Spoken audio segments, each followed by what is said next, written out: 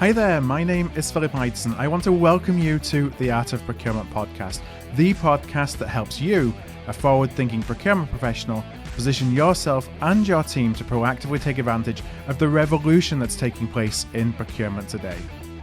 By interviewing industry trailblazers and sharing insights from our own experiences, my team and I pull back the curtain and shine a light on the strategies, tactics, and tools that procurement teams are using to elevate their impact. In today's podcast, I'm going to share with you a conversation from our recent AOP Digital Outcomes 2022 virtual event.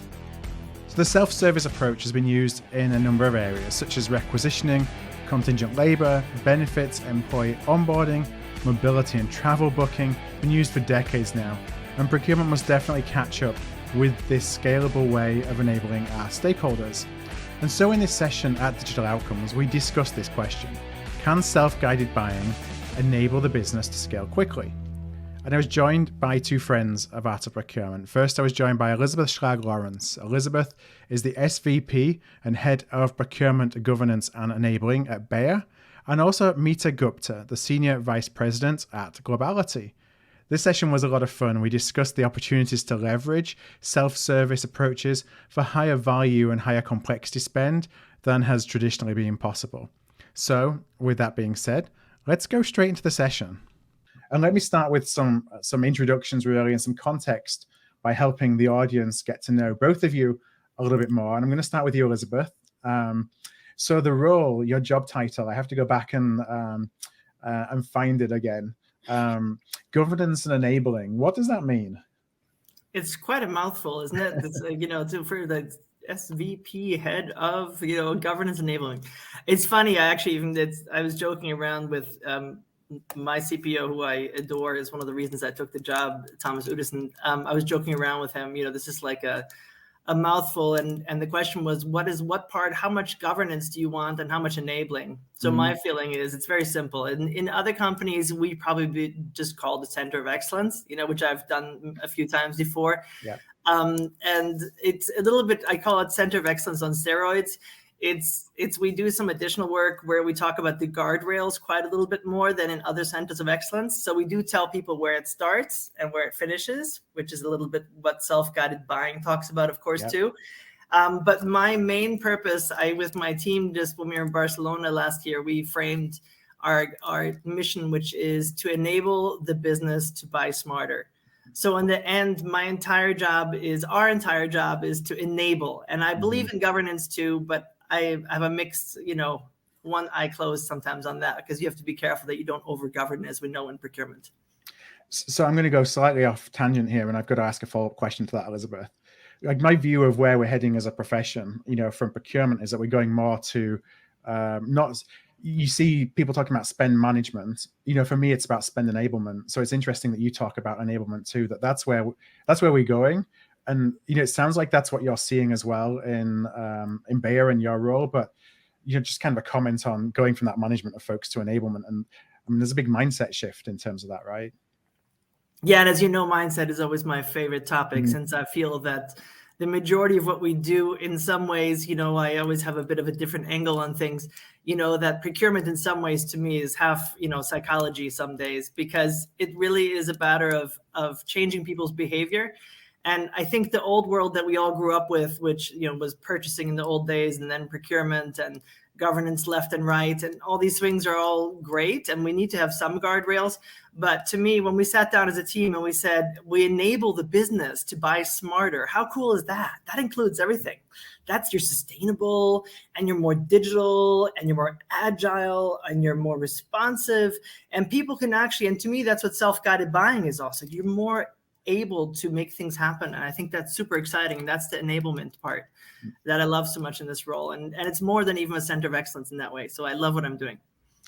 Mita, I'd love to know from your perspective, you've obviously been in and around procurement for a long time as well. Are you seeing that shift from management to enablement? And now that technology is kind of catching up as well and helping us do that.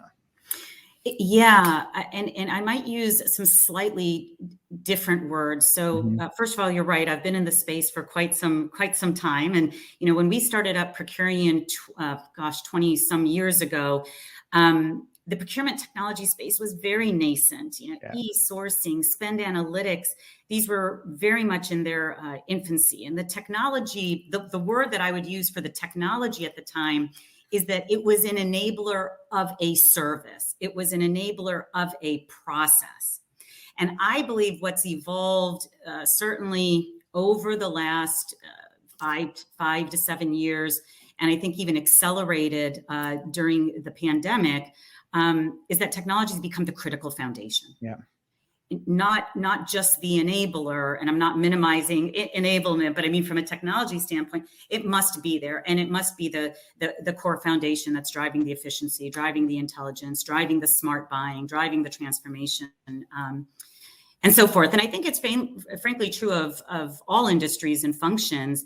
My perspective on procurement's moved at a somewhat slower pace than perhaps other functions, and I think everybody would likely agree with me. And even still, I think there are many procurement platforms that are taking an analog process that's existed for a long time, putting it onto a digital platform. And where we are now is that we're really reimagining the process. Mm-hmm. What is going to drive the efficiency? It doesn't have to be the same 7-step sourcing process or six-step sourcing process.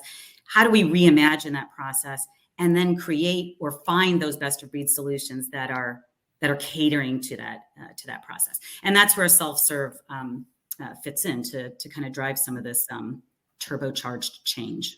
Now, I want to talk specifically about self-serve in a minute, but there's another point that I just wanted to jump on there. And in a session earlier today with Jack Freeman, and Jack is an investor with Peakspan Capital, we were talking about the pace of change in procurement versus in other functional areas. One of the things that he was suggesting was the complexity in procurement in touching so many different multiple stakeholders and constituents, both internally and externally, is one of the drivers of that, the lack of pace of change. And I just wonder, if that's something that you observe as well, as you think, like, why do we seem to move slower than other areas of the business? And Mita, I'll ask you that first before coming over to Elisabeth. We grapple with that. We continue to grapple with that. And I think there's several elements in relation to that. Number one is, I think procurement, something we continue to hear is getting that seat at the table and so on. And when I say the seat at the table in this context, it's about getting that right investment, that the technology is needed to amplify and accelerate and continue to drive what procurement is responsible for, which is savings, which is efficiencies, which is transparency and visibility, so that we can drive performance into the spend that we're managing. I think that, in fact, I was speaking to a CPO recently, that the ROI needed to get those technologies tends to be higher for procurement than potentially other functions. And that may not be the case at all companies, but that is a barrier to entry. We know, I think we can all agree and nod our heads that there are technologies that are in place that are 10, 15 years old, if not more, and they can be antiquated platforms. And so then that barrier to get a new or point solutions is higher. That's number one. Number two, I think there is a change management barrier. Changing processes, having that mindset within procurement that, look, we don't have to do this the same way. We don't need to RFP every single project or every single category. There can be different ways for different categories, for different levels of spend, and then implementing those processes with our business stakeholders. And again, I think we're going to go into self-serve much more, but that is hitting right on this topic, getting the funding for new technologies and then driving the change management or process management that surrounds those technologies. Elisabeth, any reaction or anything to add to what Mita was saying? No, I think that's very true. We call it, which I really like, we call it igniting networks. And what I like about that is it's first of all, it's igniting, right? So it's about a fire, and it's like, wow, this is where you want to be, and you want to be part of igniting, right? That sounds pretty cool. And then it's external and internal, right? So you really are the, I almost call it the tentacles. We have our tentacles in everything. The only observation I would have, I think that sometimes we tend to be a little bit hard on ourselves in procurement, in the sense of, if I look historically, if we argue that In purchasing, you could say we did, which is a horrendous term and I can't stand, but in purchasing, we arrived a long time ago. Mm-hmm. We were in everybody's business. Okay, so you could say, actually, honestly, we were implemented, we're rolled out, partly mostly externally until internally too. But I think the issue is now that we're so strategic and so complex, and we are not a linear function, which is what holds us to a higher standard, right? So we are not IT, we are not finance, we are not legal, we are not that, we are this, mm-hmm. right? There is no other organization that bridges into this many different areas. To me, that makes it difficult in itself. So what I'm saying is let's give ourselves a little bit of credit. Doesn't mean we don't still have work to do. But I think we need to become more of those thought leaders. That's what we're looking for right now in my group. I really feel that we need to ignite the network on certain key topics and be thought leaders and help the organization to be trusted professionals and to be seen as those trusted professionals and really be a different function than just if you pick up the phone and call legal or IT.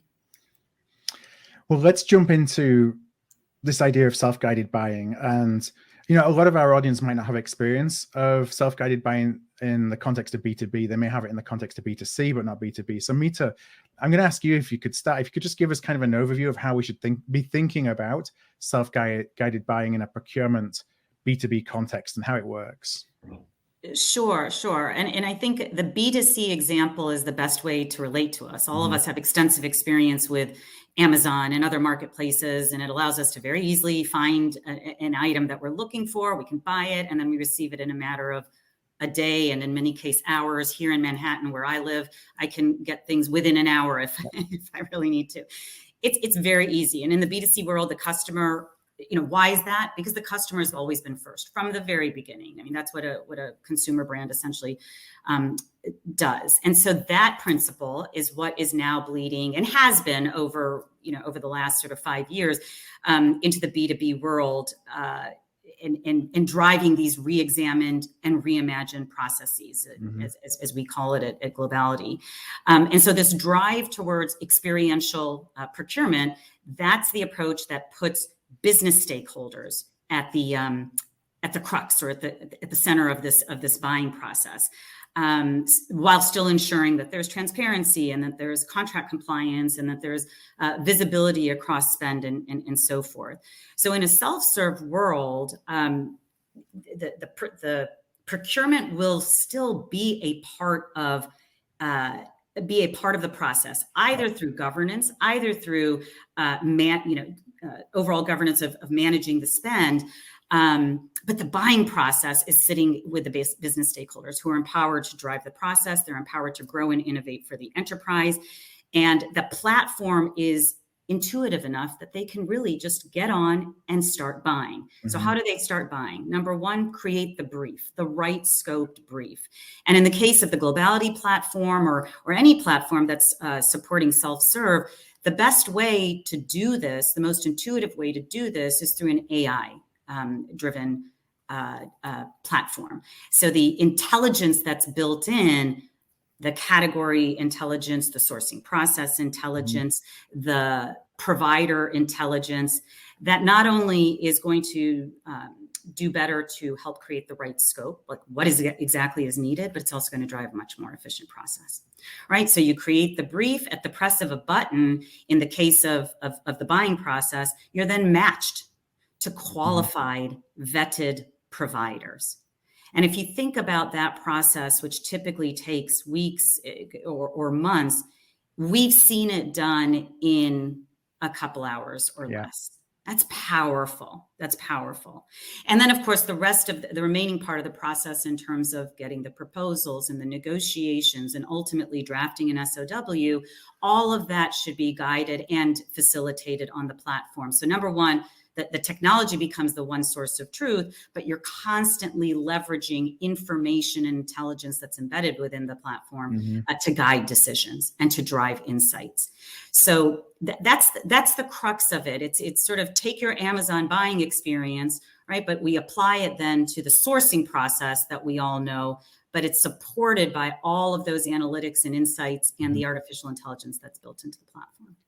So I have a couple of follow-up questions that I just jotted down based on that, Mita. One is just so that folks can kind of frame the the possibilities, if you will. Could you talk a little bit about what can you buy through this kind of process? Is this for tail spend? Is it for our more strategic spend? Is it for services? Is it for products? How do you kind of frame around what you can buy in this way?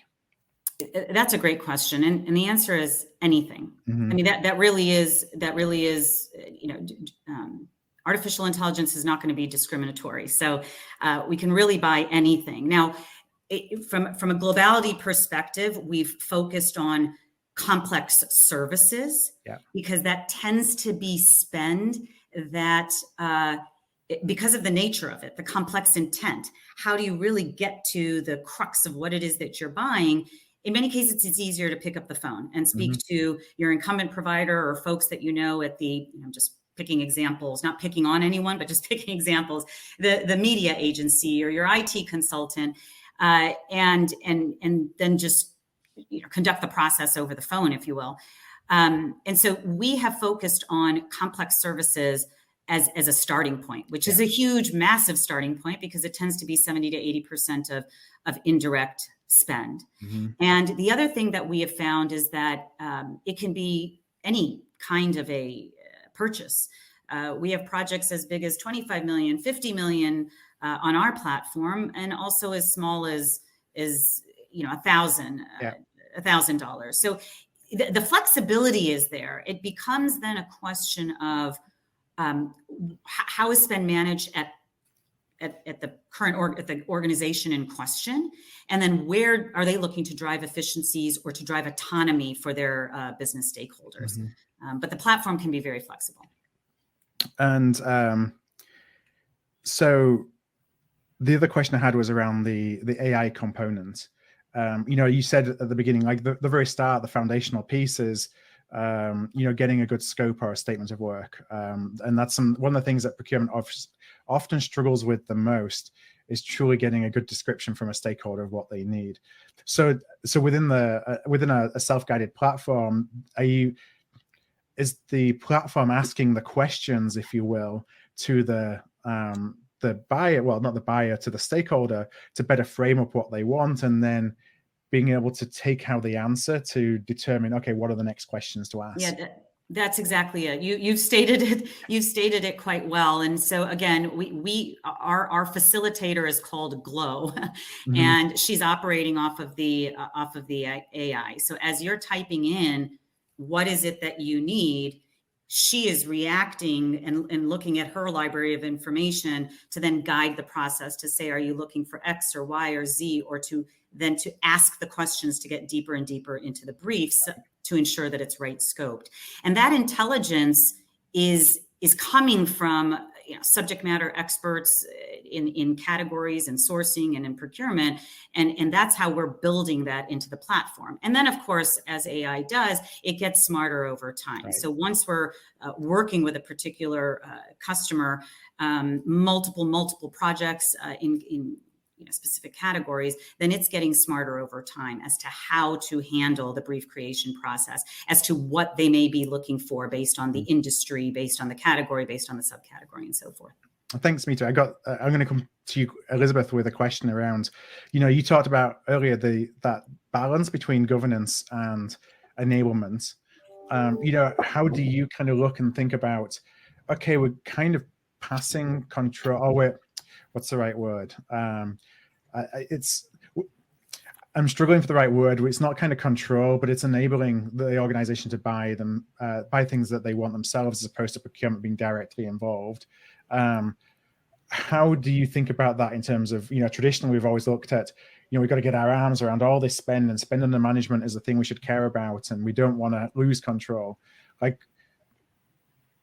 how does guided buying fit into that? And how do we move away from that mindset of we've got to get our arms around everything, and we've got to be able to delegate responsibility back into the business to buy the things they want? So to me, that's what's really interesting. This is a conversation we've been having for a long time in my mind. I feel like, maybe 10, 15 years, something like that. The differentiation between centralized and center-led. I don't know how many times I've sketched that on some flip chart. We're like, no, it's center-led, And to me, that's at the core of this, because the difference is you don't mandate and you don't enforce in the sense that this is where it has to go. Only is the only path, like Mita was saying earlier. All of us used to grow up in the 7-step process or whatever it was. You checked the box, and it was like everything was like that. That has gone away. Yeah. What it is now, and that's the only part of the governance that I still enjoy sometimes, is it's a framework you're building. So what you do is you lift up the frame, and just like our SLAs or our lovely things that we have that we put in place, or our clause libraries that drag and drop, whatever they are, or even, even within a tool like Mita describes, there's still a logic behind it that guides you, right? It's the funnel that then flows in. And to me, I'm enabling it within a framework. I'm not giving up control. And that's the difference. There's a colleague of mine who always says freedom within the framework, Elisabeth. And I think that's super true, because I'm like, okay, here we go again. That's what we need to do. We need to create the framework. We're not giving up the controls, and we're not handing over the farm. And that's honestly where I know we always talk about the Amazon-like buying experience. The part where I will differ a little bit on that is I don't want my stakeholder to be shopping like on Amazon. I don't know about you guys, but I spend way too much money on there. And because it's so convenient, right? I mean, I love everybody dearly, and they're a wonderful company in many respects, but it's a matter of they make it almost too easy for me, right? Some days. Do I want that in a business setting? I don't. Yeah. Right? So I think in some ways we should probably, my argument would be, stop saying Amazon but like buying experience. And I think what we're saying is it's more, I love what Mita talked about, the AI. And to me, that is the big game changer that has now come into the platform. The tool like they have, or like other people also partly in the space of the learning, is what it's all coming down to. So it's not like in the old days that we all grew up, what was it, the first time many of us were involved in the big A of the world, right? That does the end-to-end platforms, et cetera. We thought that was going to solve everything back in 2004 or something like that, right? I can't remember when I was first involved in that. And what we have now, it is not just a linear process following the steps. It is now I'm going to dump in what I need, and it's going to give me the intelligence of what I'm looking for. That's the igniting networks. And that to me is what the difference is. And to me, that's different than Amazon buying, because Amazon buying just means I click and I take. Right. And I don't want to make it too easy for people to consume. I'll be honest. If I just jump in very quickly, please. I completely agree. And I think that what is balanced here with any technology landscape as it relates to procurement is that there is a governance around it. There is the transparency, the visibility, the governance that is ensuring that the policies and or processes that are in place, that there's compliance to those. So I think that's a very important point to make, Elisabeth. Yeah, we can still have our people behind the scenes write the policies, like we used to do. That's still needed. And we still need to have the SLAs, and we still need to have certain framework agreements that are fixed. That's the way life goes. That's what they need to be, I think those frameworks, the comfort within the foundation is important. Elisabeth, you mentioned earlier about mindset being really important. I know we've had lots and lots of conversations around that. Do you feel that from a procurement, like when we look internally to procurement, there is a shift that needs to take place in terms of how we think about our role and how we think about supporting our business to truly get the most out of new technologies like self-guided buying, that we don't think that our self-worth is based on going through a 7-step process and hand-holding a stakeholder through that process? So what I just most recently, we went through an experience, which was very interesting. We actually went through a project in my most recent environment I was in before where I am today. What we went through is I learned, I often quote the 4 agreements. I don't know if you guys have read that, but like one of them is never assume. And the other one is nothing personal. So those 2 are pretty good in procurement, I would say. You're already 50% there, right? So I always say a lot, they often say you have to take your own spoon, your own medicine some days. I often say never assume, but I actually assumed. And the reason I'm getting at this, in self-guided buying, I think we can never assume. What we do sometimes is we enable people, and our enablement is only as good as our culture and as good as our mindset and as good as our behavior we are driving. Back to my point around procurement is a great majority also psychology, right? So what I'm getting at, we thought at the beginning that people weren't using our self-guided platform, and we didn't understand. We only had 11 to 12% on there, for example, let's say, round numbers. And we ended up discovering that the reason was, just like myself, when was the last time you logged into a tool and bought something? Mm-hmm. I haven't, right?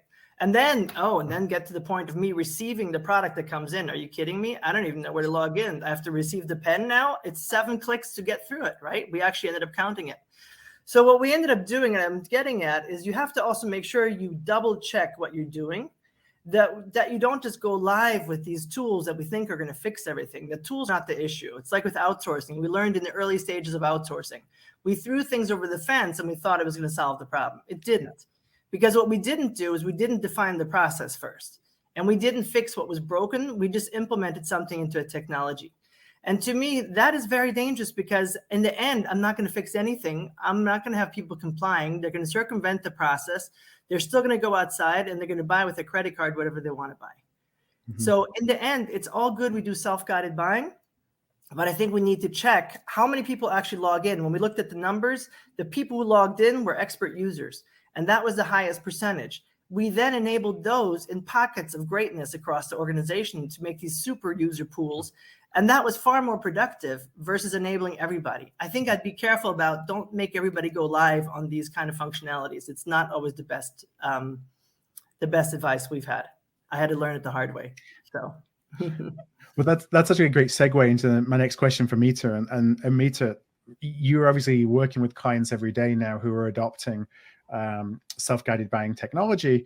What are some of the learnings that you're like? How are they adapting to that? I'd love to hear kind of what it looks like in action from your perspective. Yeah, and I think again, back to what Elisabeth was just speaking about. While self-guided buying in its fullest, really anybody should be able to do it, but I agree with you. There is a process, there is a rollout process, and again, it's the governance behind it. Who really needs to have access, and what do they need to buy, and so on and so forth. What we're finding is there is a great deal of adoption. There's also a great deal of adaptation to the new process. But why is there the adoption? First of all, number one, because this is a need. This is a need that is now being filled with a tool, with a platform, with something that is easy to use. And so, when it comes to the self-serve part, there are a lot of business stakeholders chomping at the bit. I had a recent experience. We had barely completed the rollout, and one of our clients, their talent acquisition team, had, I think, 8 different briefs already created on the, they jumped on and started creating the briefs for the specific needs that they had, which was great. And I think from a procurement standpoint, having fear of a platform like this, I would actually say it's a huge opportunity. I wouldn't use the word fear, and the opportunity, because this isn't self-serve across all of the spend and every single dollar or euro or pound, or you pick the currency. This is saying, hey, how is this going to be leveraged within your organization the best? Which segments of spend? Is it all of services? Is it particular regions? Is it particular facilities? I mean, again, that's up to the customer to define. The platform can handle everything, right? And it can be an ongoing rollout process. And what that then does for the procurement team takes them out of some of that tactical activity of doing the contracting or being the RFP factory, and really being able to reallocate time to more strategic activities, let's say, or more value add activities, such as business partnering, which is more and more and more where organizations are going. Also in supplier relationship management and supplier innovation, right? So those are 2 big buckets where if more team members have the capabilities to spend time on those, that can be really exponentially incremental to the shareholder value and the business. And Elisabeth, I see you nodding your head there too. The notion of really redirecting procurement time to some of those activities. Is that something that, on a day-to-day basis, you're looking at how you can help your team do that and redirect all those hours that we spend away from running sourcing events to things that have a bigger impact? Huge. I think that if we weren't on the topic of self-guided buying, that'd be another really big topic, right? Mm-hmm. To talk about, I call it with our shared service center, I joke around about that we want to shove the living room wall a little bit. And, to me, it's like, you can take some more of my things, please, because I'd like to focus on strategic work instead of, a lot of these operationalization things. And that's, I think, very well articulated what Mita was saying, is we want to free up that time so people can do more value added work. It also goes back to the war on talent, right? How can we retain people, keep people, attract people if we know this for several years now, right? If we have all this operational work. So while we've taken some work out, I still think there's more room. And that's what I was mentioning earlier with the thought leadership. We have to also, in today's world with the Ukraine that would just happen, before that with COVID and all the supply chain challenges, we have to free up time for these poor people to manage this workload. This just came on top of everything else they already had on their table. Like, that was not anticipated, right? So we need to make sure that we have time for additional ad hoc things as they occur, but we need to also make sure we are strategic thought leaders, like in supplier management, exactly what Mita just talked about. Supplier management is a big focus. There are some aspects of category management of more strategic nature that continue to be very important. Risk, there's things about end-to-end optimization. There's all sorts of different things that we need to become better at and more strategic at and really drill deep on. And we have to make the time to be able to do those things. Otherwise, and even just the fact, the way the environment is shifting, we are three very disparate businesses. We have consumer health, we have crop sciences, and we also have, our pharma business. And you try to put three different animals under one roof. You have to have the time to be able to devote to them, to give them that agility. And you can only do that if you really become deep thought leaders in what you're enabling them with. So that's the only way to make it happen. And Mita, do you find that the perception of what procurement is and what procurement can do changes when we enable them to, and we've talked about, it's not kind of throwing them the keys to let them do whatever they want because it's within a framework, but when we enable them to do the buying of the things that they need without procurement being a roadblock, so to speak, that changes the perception of procurement with your clients who are using it to look at procurement in a different way, and to think about procurement as a different role in the organization. I think absolutely. And again, sure, there is some of that thinking like, oh, okay, procurement's not going to be a roadblock. But again, I try to flip the narrative in that there is much more autonomy now for the business stakeholder, and they will then partner or collaborate with procurement at the right times, at the times where procurement can really add value to the process. So I think then as this continues to build, and in parallel to that, procurement is spending time on those more strategic activities. I think that just helps to build the procurement persona across the organization.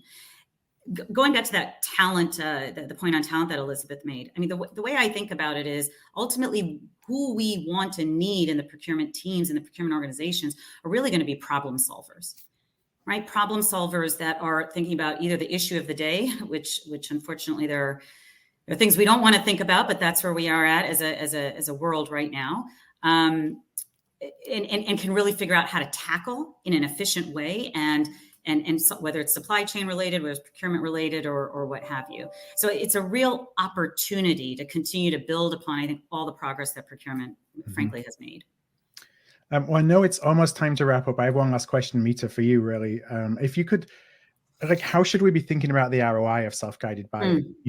This event is a lot about talking about outcomes, and ultimately, we feel that we sometimes get bogged down in the features and the benefits of procurement, and we don't think so much about the outcomes we're driving. And really, that's all our stakeholders care about, is what outcomes we're driving. So how should we be thinking about this from an ROI perspective? Yeah, and this, the response I'm going to give is really an aggregate of how we've been guided by our own clients. What are they looking at in terms of the the ROI or the benefits that this type of a platform, technology, and process can provide. So number one, I think I touched on this, is the increased efficiency. The efficiency of the overall buying process and sourcing process. I mean, with many of our clients, they're saying that the overall process can be reduced by 50 to 70% of the overall time. Now, we know that that'll vary project to project, but that is huge. And then think about reallocating that time to other activities. So that's massive and a big part of the business case. Another big element is the additional spend under management. I know there are different words that we can use, but there's more spend that was either undermanaged or not managed that is then going through a competitive process, an intelligent competitive process, and driving incremental savings and value above and beyond what the organization is already driving. So those are two key elements. I would also mention is diversity. We focus a great deal at Globality on diversity. It is certainly for Fortune 500, Fortune 1000 companies, diversity targets are within the procurement team and overall organization's goals. So being able to find those diverse providers and those qualified diverse providers and increase the diverse spend is a big benefit as well. And then I think the last two elements I would say that are part of the business case is the overall procurement OpEx, right? How that can be optimized as a result of this. And the last one is perhaps a little bit more qualitative, but it is increased collaboration. Because the business then is saying, yes, we're running a lot more projects, a lot more spend, leveraging this platform. And then the collaboration between procurement and the functions or the business is enhanced, exponentially. Well, let me wrap up now, because I know we're coming to the end time of our session. First of all, Mita and Elisabeth, I want to thank you so much for joining us today. I know that the conversations we can have, we could go in so many different directions, and I'm sure we'll get the opportunity to do that on another day, because there's so many exciting things happening in procurement. And I think that for those of us that have been around the profession for a long time, I'm so excited by the opportunities that present themselves today that didn't 20 years ago, that we wanted to, but we always felt kind of hamstrung by this process, or that everything was about checking the box. And there's so many more opportunities for procurement to really think differently, which comes into the mindset we talked about before around, like, what's the art of the possible? The art of the possible for procurement is exponentially different today than it was 5 years ago, 10 years ago. So I think that's exciting for all of us. If this episode struck a chord with you, please do send it to somebody. We grow here at Art of Procurement through word of mouth, and that would be really appreciated.